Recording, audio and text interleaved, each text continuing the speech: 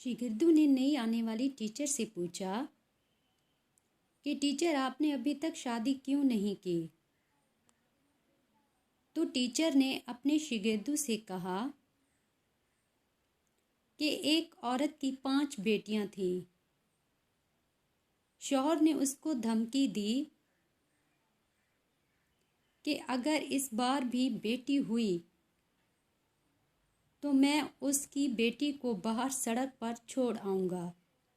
खुदा की मर्जी थी कि 6ठी बार भी बेटी ही पैदा हुई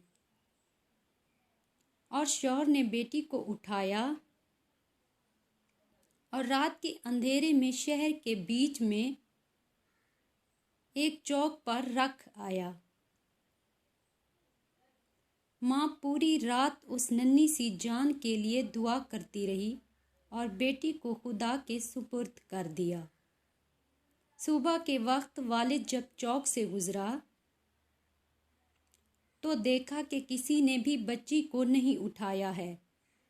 बाप बेटी को घर वापस लाया, लेकिन दूसरी रात फिर चौक पर रख आया। लेकिन रोज यही होता। हर बार वालिद बाहर रख कर आता और जब कोई भी नहीं उठाता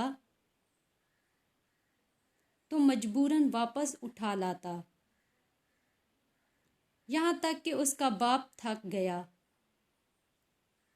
और खुदा की मर्जी पर राजी हो गया। फिर खुदा ने कुछ ऐसा किया कि 1 साल बाद बेटा पैदा हुआ, लेकिन चंद दिन बाद बेटियों में से एक बेटी की मौत हो गई। यहाँ तक कि और 5 बेटे पैदा हुए, लेकिन हर बार बेटियों में से एक ना एक इस दुनिया से चली जाती। सिर्फ एक ही बेटी जिंदा बची और वो भी वो बच्ची थी जिससे उसका बाप जान छुड़ाना चाहता था। माँ इस दुनिया से चली गई।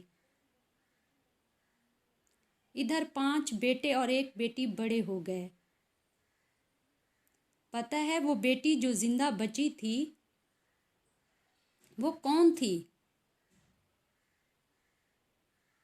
वो मैं हूँ और मैंने शादी अभी तक इसलिए नहीं की कि मेरे वालिद इतने बूढ़े हो गए हैं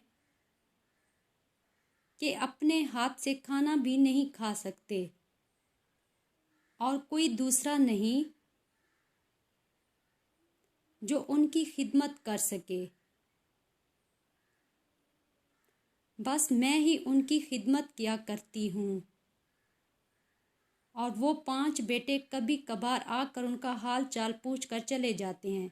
वालिद हमेशा शर्मिंदगी के साथ रो रो कर मुझसे कहा करते हैं, मेरी प्यारी बेटी, जो कुछ मैंने बचपन में तेरे साथ किया उसके लिए मुझे माफ़ करना।